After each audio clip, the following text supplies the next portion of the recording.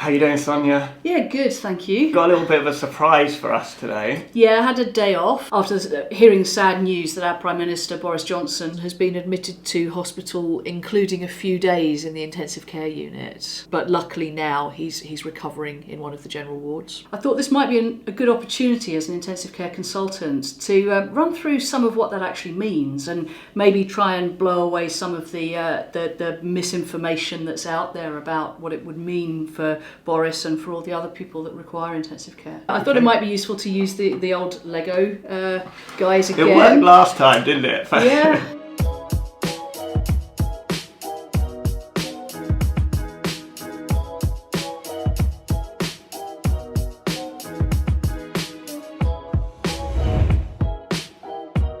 So we've got the entrance to the intensive care ward here with the police officers ready to intercept any baddies, because clearly we've got a VIP in there at the moment. So if we get rid of that and just take a look inside, the first thing to note, there's not very much privacy. There's a lot of glass around, and this is so that people can be constantly monitoring and watching him even if they're not in the room. Okay, so unfortunately it's not like a 5-star hotel where you've got some nice lush curtains and the like. You're very, very exposed, and that can even be to the extent of not necessarily wearing your own clothes, but needing to wear exposing hospital gowns so that we can get our monitoring on and observe people very closely. We've got a little computer terminal here, and as you can see, it's actually pointing out of the room. So this is the computer terminal that the nursing and medical staff might input data into, but they'll be looking at his observations, things like his oxygen saturation levels, heart rate, blood pressure, both on the external monitor here and the one above his bed.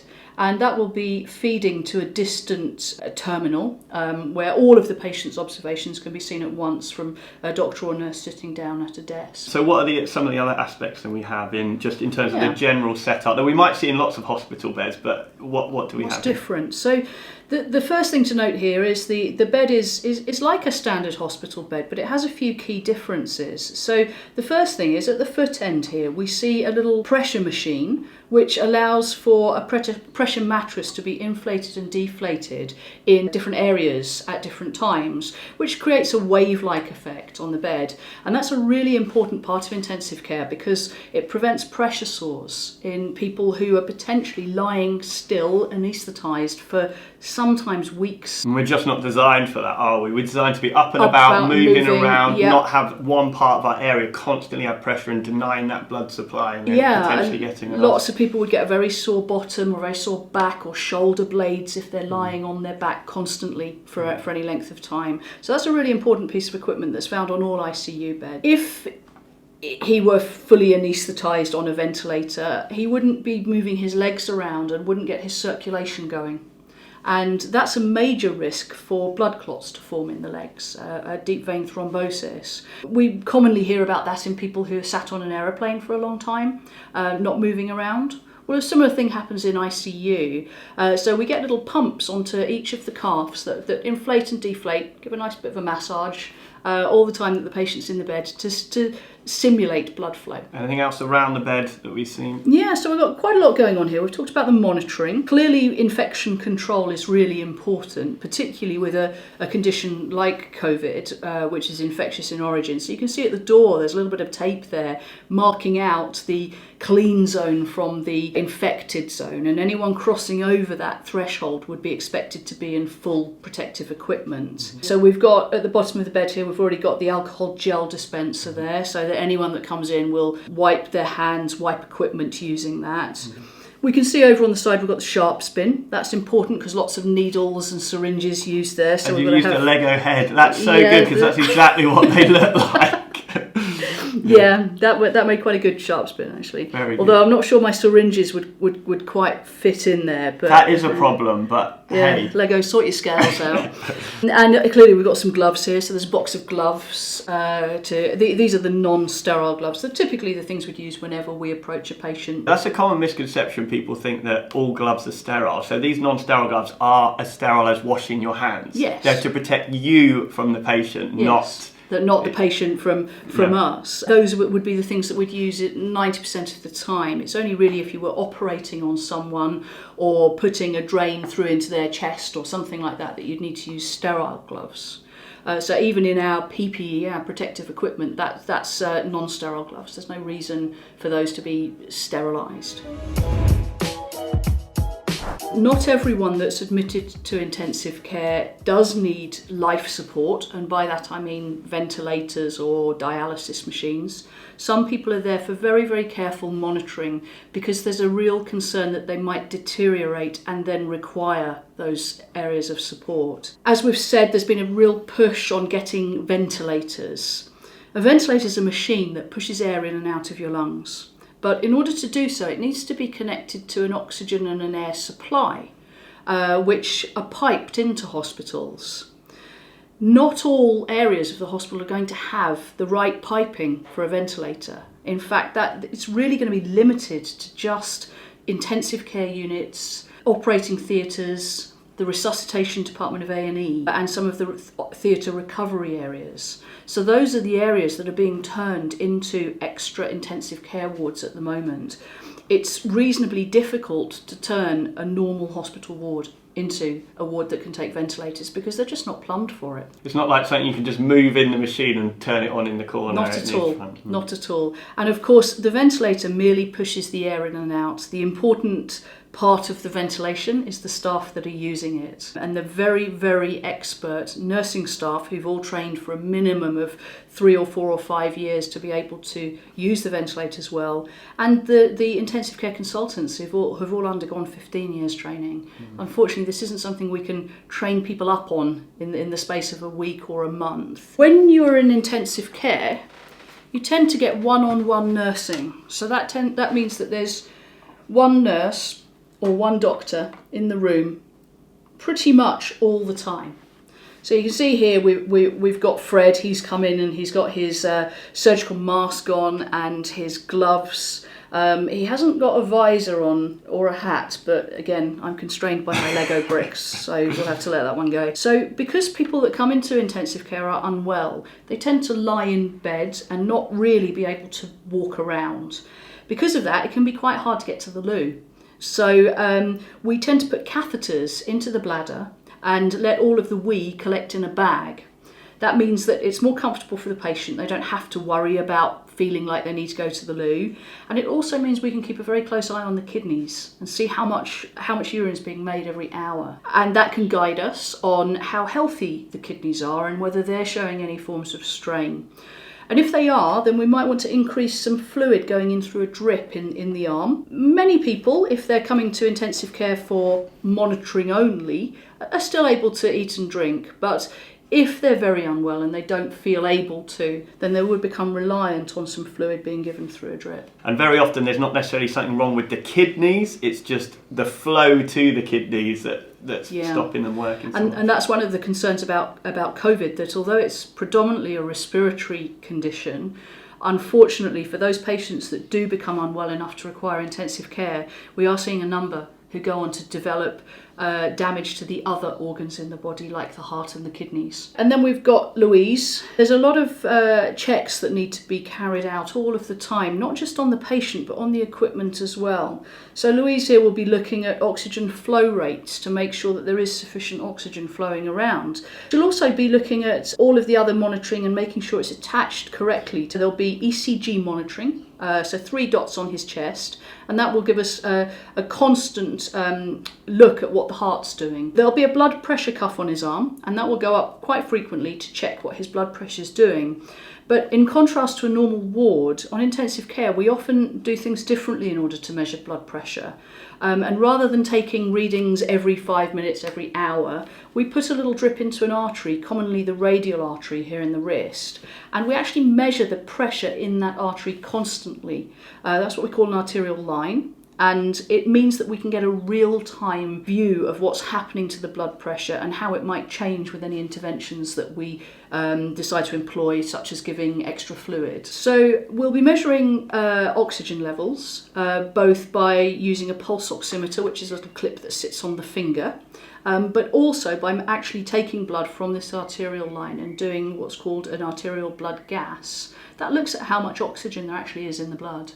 And we can use those things to guide whether or not the patient just needs a little bit of supplemental oxygen via a face mask or a little tube under the nose, or whether they're heading to the point that they may need a ventilator to help them with their breathing. I think a lot of, I know medical students get confused. I think the oxygen sats is the measure of oxygen in the blood, but it's very much the oxygen in the red blood cells. Yes. And so the arterial blood gas is the only way to get a good measurement of not just the oxygen, but carbon dioxide, pH and electrolytes and other things. It's a really useful tool. Absolutely. One of the problems with respiratory failure, which occurs in COVID, is not just that the oxygen levels go low, but if breathing becomes very, very laboured and it becomes too hard for the patient to breathe, then their carbon dioxide levels in the blood will also go up because they're failing to breathe enough to get rid of all of that carbon dioxide,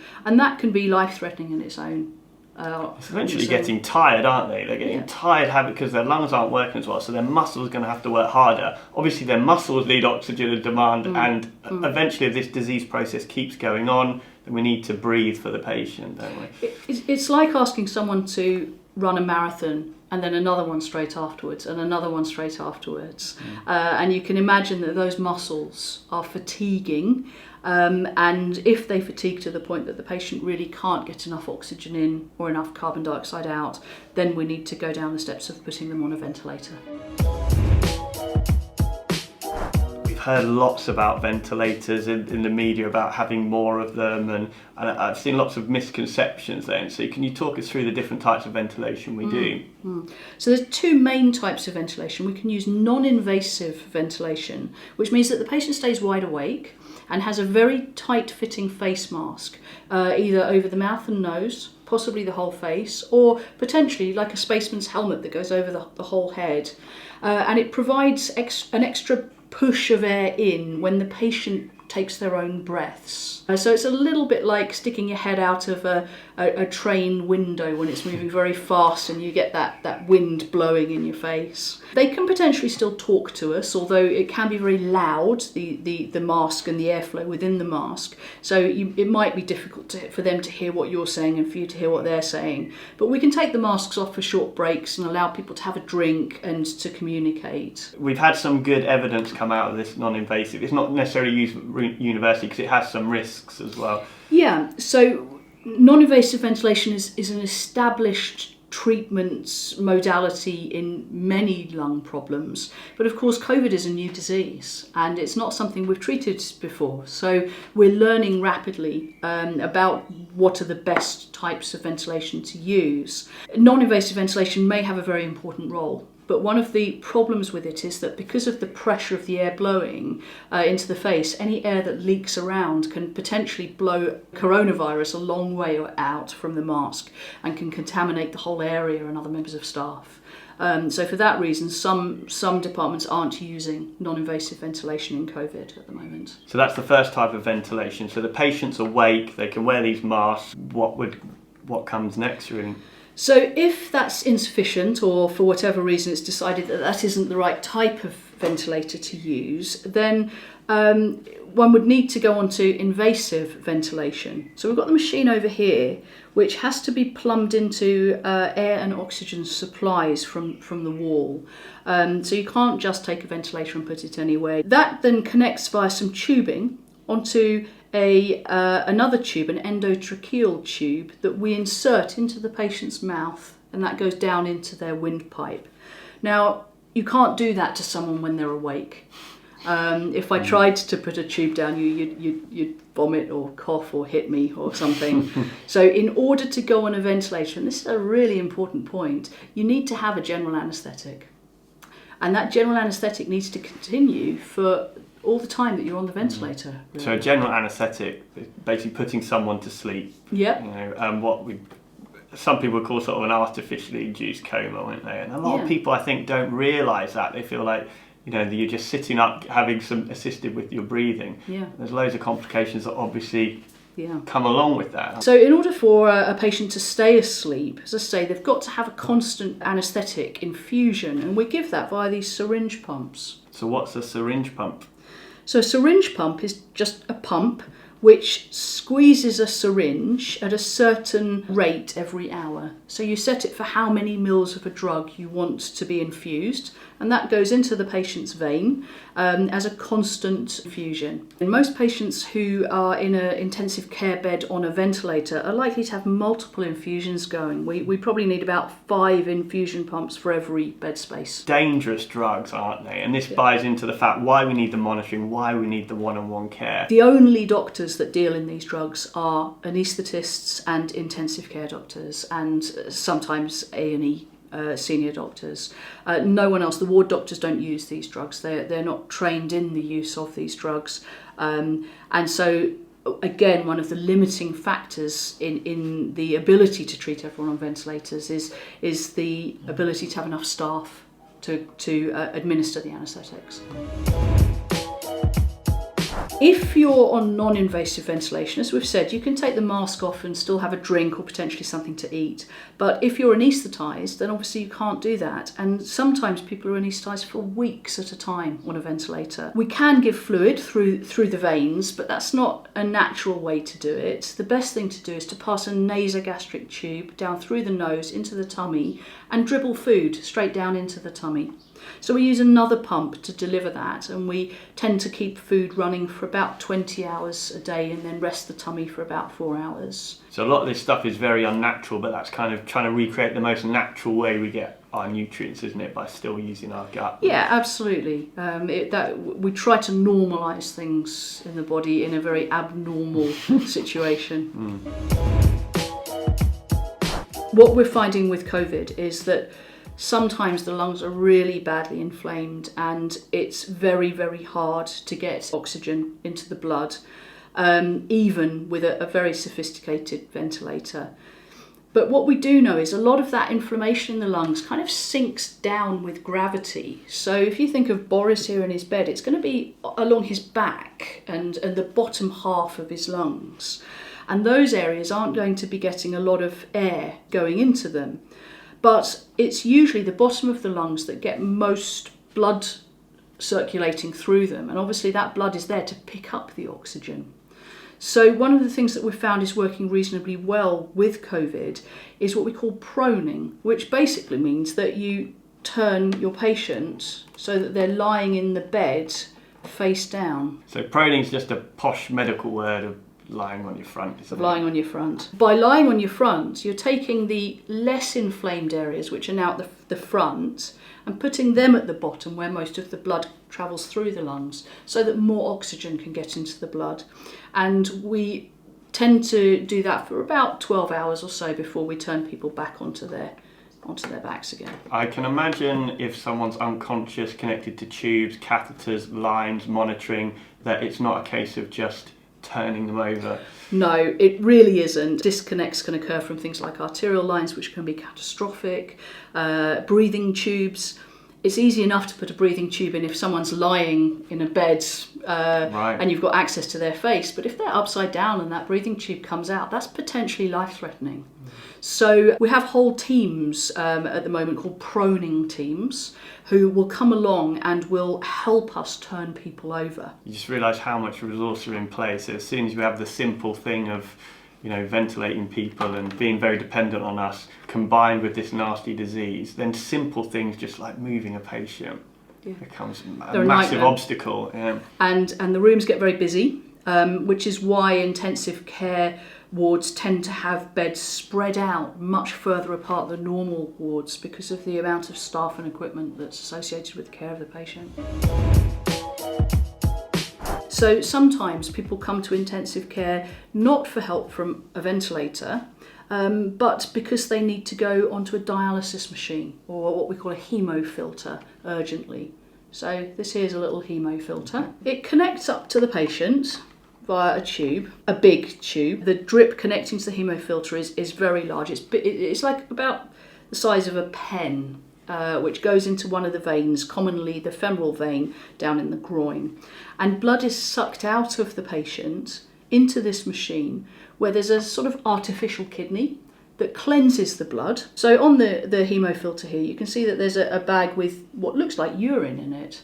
So clear fluid flows in through the kidney of the hemofilter, and what comes out looks very much like urine and has all the waste products in it. So we're finding about 1 in 5 people admitted to intensive care with COVID is needing the help of a kidney machine, a dialysis machine, either in isolation or as well as a ventilator. Unfortunately, there are some people that even the ventilator can't get enough oxygen into the blood. The lungs are just so inflamed that you need to think about ways of bypassing the lungs. So we can use something that's called an ECMO machine, an extracorporeal membrane oxygenator. So what that means is it's a bit like a soda stream. You take blood out of the body and you fizz it through this machine, and it aerates it and puts oxygen in. So it puts lots of oxygen into the blood, so that the blood that comes from the patient that hasn't got enough oxygen in then flows back to the patient, is very well oxygenated. By doing that, you can rest the lungs.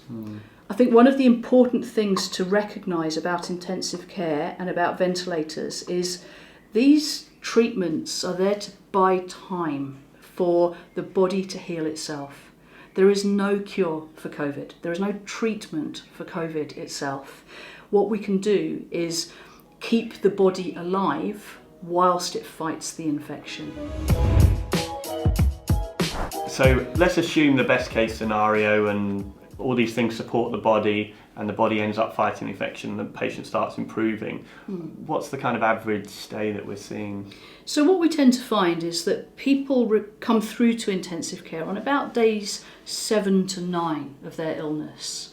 Most people are better at that point. 85% of people are completely over it and getting on with their lives. But for 15% of people, they seem to then have this second surge, which is the immune response. So some of those people will come through to hospital and just need some extra oxygen on the wards. Some will need more than that and maybe at risk of needing the ventilator and all of the other life support. What we do know from China is that the patients that require help from a ventilator tend to be in intensive care for an average of about 12 days. So if you can imagine that person's lying in a bed for 12 days having an anaesthetic. They're not moving their arms, they're not moving their legs. Fully dependent on everyone around them. Not opening their eyes, not blinking, not coughing and clearing their secretions. All of those things need to be done by the nurses and doctors with that patient. And that's also why we need to pick who really is going to be suitable for a ventilator. Not every patient will survive it. It's a huge burden on the body to have that. Yeah. We know that some people out there will be refused surgery because it's felt that they wouldn't survive the anaesthetic. Right. Now imagine trying to give that anaesthetic for 12 days. Yeah. So unfortunately there are a lot of people out there, a lot of frail people who the ventilator would make no difference. They would not survive the journey. And these are not pleasant things that we do to people, hence why we do give a lot of sedation. But the only reason to do that would be if you really thought that it was likely to benefit the patient, and that won't be the case in everyone. Obviously, many people will recover from this, from being in ICU, but that's not the end of the journey, is it? It's not like you get discharged from ICU and you're back home. Absolutely. So there's a few patients that have come through who've only needed to be on a ventilator for a day or maybe 2 days, and then managed to come off and fairly quickly go on their way and are home within a week or so. But if we take, for example, the person that's been in hospital for, say, 12 or 14 days without moving their arms and legs, you can imagine how much muscle has wasted during that time, how weak they are. So a general rule of thumb in intensive care would be that for every day that you spend anaesthetised on intensive care will take you about a week to recover from.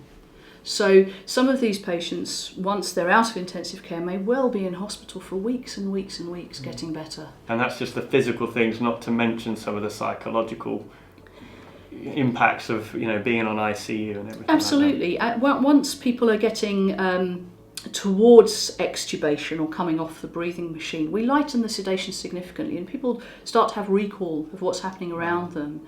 And mostly that doesn't seem to affect people, but for some people they really get terrible flashbacks and nightmares and the like. So one of the things that we do when people are on intensive care is we look for delirium. We look to see afterwards whether there's any psychological impact that needs assessment. And I see there's something on the wall there. Yeah, it looks like we've got a little rainbow that's sneaked in. This is sort of the symbol. Is it it's a kind of national thing rather than international I think it's a national thing. I'm not sure it's occurring outside of the UK, but I know that we've had lots and lots of kids sending in nice pictures of rainbows into our hospital down in the foyer area. They're all up on display, and I think it's a little show of solidarity with everyone working in the health services trying to fight this awful disease. It's going to have to be Dr. Hudson's sick notes. And look at this. No, I'm not going to steal the line. No, thank you so much again. Okay, you're welcome. And I hope that's helped your viewers understand a little bit more about what ventilators mean and what that really entails for the patient. Absolutely. And good luck, Boris. I really hope you're out of soon.